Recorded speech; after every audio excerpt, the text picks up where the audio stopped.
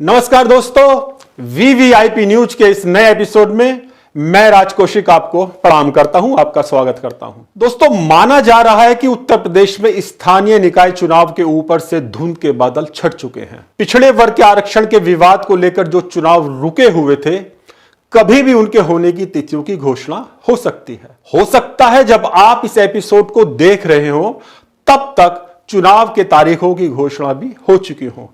लेकिन एक सूचना यह भी है कि जिस तरह से आरक्षण की सूची जारी की गई है, उसे लेकर काफी विरोध भी हो रहा है और पहले की तरह फिर से इन चुनावों को रोकने के लिए याचिका डालने की तैयारी की जा रही है। गाजियाबाद मेयर की सीट भी एक बार फिर से महिला के लिए आरक्षित की गई है, जिससे जहां पुरुष दावेदारों में मायूसी है, वहीं महिलाओं के चेहरे खिले हुए हैं। लेकिन इससे अलग एक खास बात यह है कि गाजियाबाद के भी कुछ लोग इस सीट के फिर से महिला के लिए आरक्षित किए जाने के खिलाफ कोर्ट में जाने की तैयारी कर रहे हैं। चौंकाने वाली बात यह है मित्रों कि उन लोगों में सबसे पहला नाम गाजियाबाद के वरिष्ठ पार्षद और निवर्तमान मेयर आशा शर्मा के सगे भाई एडवोकेट अनिल स्वामी का है। इस विषय में आगे बढ़ने से पहले आइए एक बार फिर से लौटते हैं संभावित चुनाव की तरफ। दोस्तों, स्थानीय निकाय चुनाव इसलिए महत्वपूर्ण होते हैं कि इनके माध्यम से हम और आप स्थानीय सरकारों को चुनते हैं।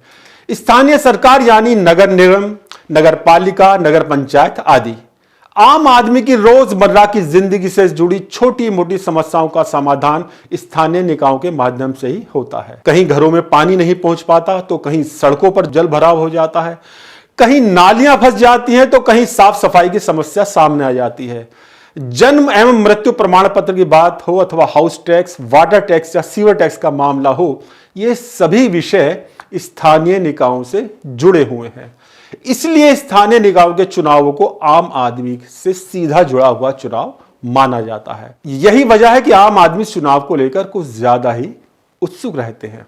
मित्रों, हाई कोर्ट से हरी झंडी मिलते ही सरकार ने स्थानीय निकायों के आरक्षण की स्थिति को स्पष्ट कर दिया और तुरंत ही सूची भी जारी कर दी गई।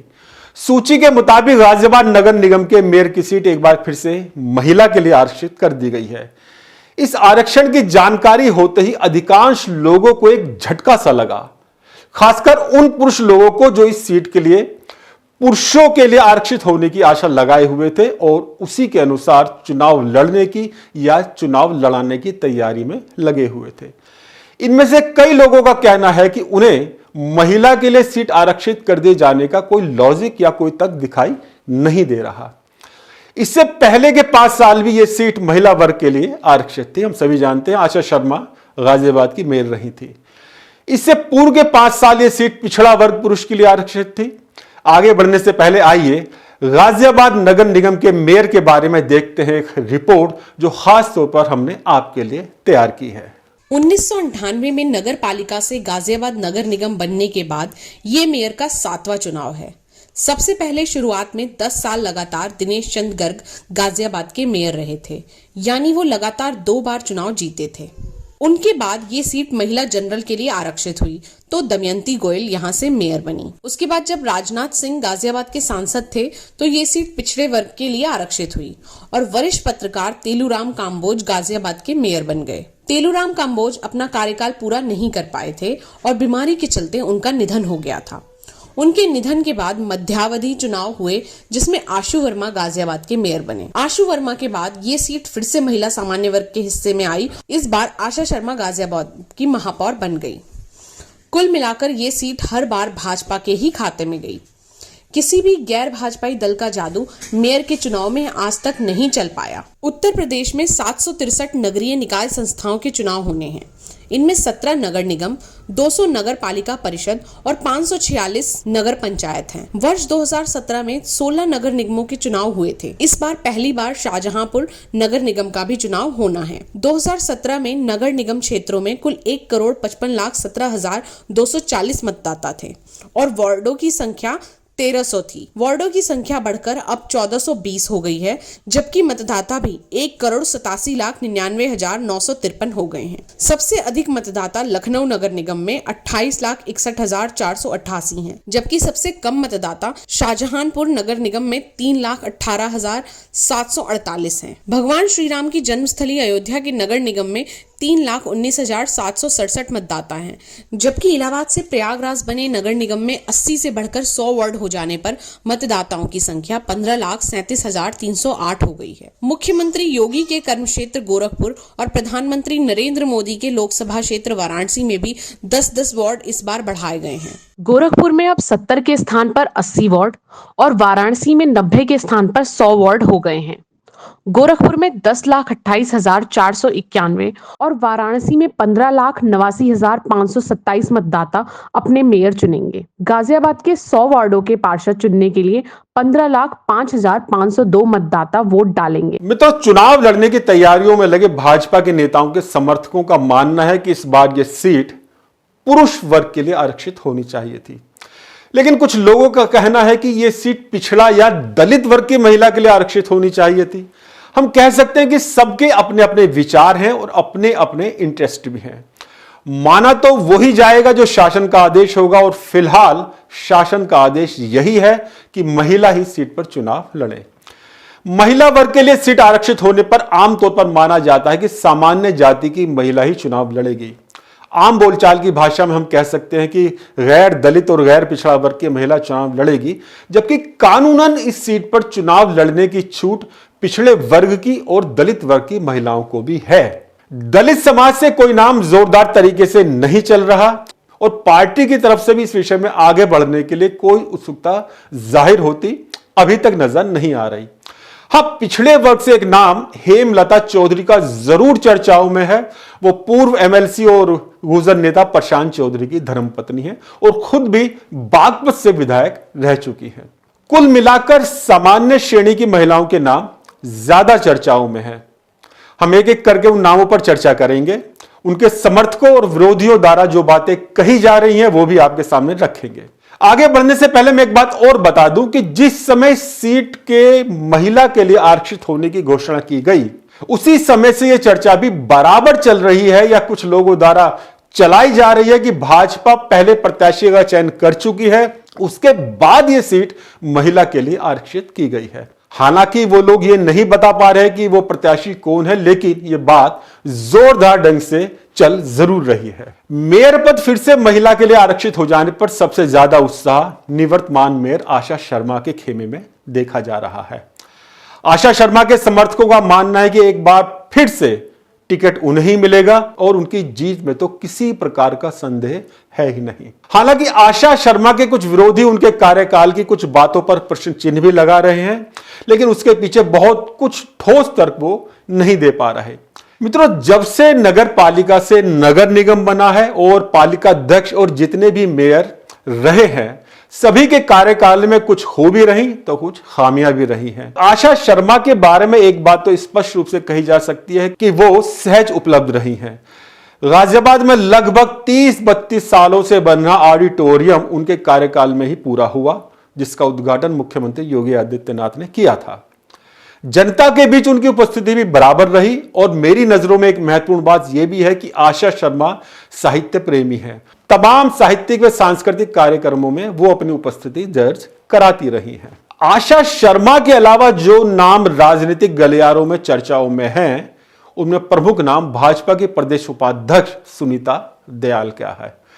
सुनीता दयाल को पिछले दिनों फिर से प्रदेश कमेटी में उपाध्यक्ष पद की जिम्मेदारी दी गई है। इस वजह से जहां कुछ लोग मान रहे हैं कि उनकी पैरवी करने वाले लोग संगठन में मौजूद हैं, वहीं कुछ लोग यह भी कह रहे हैं कि अगर उन्हें मेयर का चुनाव लड़ाने की इच्छा पार्टी की होती तो उन्हें दोबारा से प्रदेश उपाध्यक्ष नहीं बनाया जाता। हालांकि इसके जवाब में सुनीता दयाल के समर्थक जो बात कह रहे हैं वो काफी महत्वपूर्ण है। उनका कहना है कि जिस कमेटी में सुनीता दयाल प्रदेश उपाध्यक्ष फिर से बनाई गई हैं, उसी कमेटी में सुरेंद्र नागर को भी प्रदेश उपाध्यक्ष बनाया गया है, जबकि सुरेंद्र नागर राज्यसभा के सदस्य भी हैं और साथ ही उपसभापति जैसा महत्वपूर्ण पद भी उनके पास है। इसके बाद भी उन्हें प्रदेश उपाध्यक्ष बना दिया गया, तो सुनीता दयाल को प्रदेश उपाध्यक्ष बनाए जाने के बाद मेयर का प्रत्याशी क्यों नहीं बनाया जा सकता? सुनीता दयाल की दावेदारी को कमजोर करने की इच्छा रखने वाले लोगों की तरफ से दो और महत्वपूर्ण बातें भी कही जा रही हैं। एक बात उनके स्वभाव को लेकर है, उन्हें थोड़ा सख्त मिजाज बताया जा रहा है। दूसरा, उनके बारे में कहा जा रहा है कि वो राजनाथ सिंह के ज्यादा नजदीकी हैं या ज्यादा नजदीकी रही हैं। इस वजह से मौजूदा सांसद जनरल वीके सिंह उनसे दूरी बना सकते हैं। जहां तक बात राजनाथ सिंह के नजदीकी होने की है, सुनीता दयाल के समर्थकों का कहना है कि जिस समय राजनाथ सिंह गाजियाबाद के सांसद थे और भाजपा के राष्ट्रीय अध्यक्ष भी थे, उस समय गाजियाबाद में बीजेपी का ऐसा कौन सा नेता था जो राजनाथ सिंह के नजदीकी नहीं था या राजनाथ सिंह के नजदीक आने की कोशिश नहीं कर रहा था। राजनाथ सिंह का नजदीक होना किसी भी भाजपा नेता के लिए माइनस पॉइंट नहीं कहा जा सकता, ऐसा उनके समर्थकों का मानना है। समर्थकों का अपना तर्क है, लेकिन दोस्तों ये बात जरूर है कि सुनीता दयाल की दावेदारी तभी ज्यादा मजबूत हो सकेगी जब वो जनरल वीके सिंह को अपने प्रति थोड़ा मुलायम करने में सफल हो जाए। दूसरी बात जो उनके सख्त स्वभाव को लेकर कही जा रही है, इस बारे में समर्थकों का कहना है कि गाजियाबाद नगर निगम का मेयर पद कोई फूलों के हार जैसा मुलायम नहीं है। 100 सभासदों और आईएएस पीसीएस अधिकारियों से काम करवाने में वही मेयर सफल हो सकेगा जो थोड़ा सख्त मिजाज भी हो, जो प्यार से बात भी कर सके और जरूरत पड़ने पर आंखें भी दिखा सके। ये दोनों ही गुण सुनीता दयाल में उनके समर्थक बता रहे हैं। मित्रों, गाजियाबाद की स्थानीय राजनीति अगर कुछ गहराई से देखें तो यहां भाजपा में वैश्य वर्ग ज्यादातर हावी रहा है या हावी होने का प्रयास करता रहा है। वैश्य समाज के ऐसे लोग स्वाभाविक रूप से आशा शर्मा को अपना समर्थन नहीं देंगे, लेकिन इसी तरह कुछ ब्राह्मण नेता भी सुनीता दयाल के वैश्य होने के कारण उनको समर्थन देते दिखाई नहीं देंगे।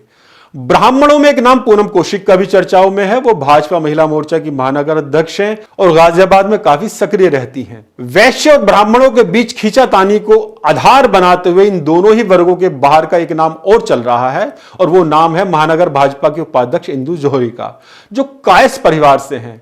उनके समर्थकों का मानना है कि इस बार ब्राह्मण और वैश्य दोनों से बाहर जाते हुए किसी अन्य समाज की महिला को मेयर पद का प्रत्याशी बनाया जाना चाहिए।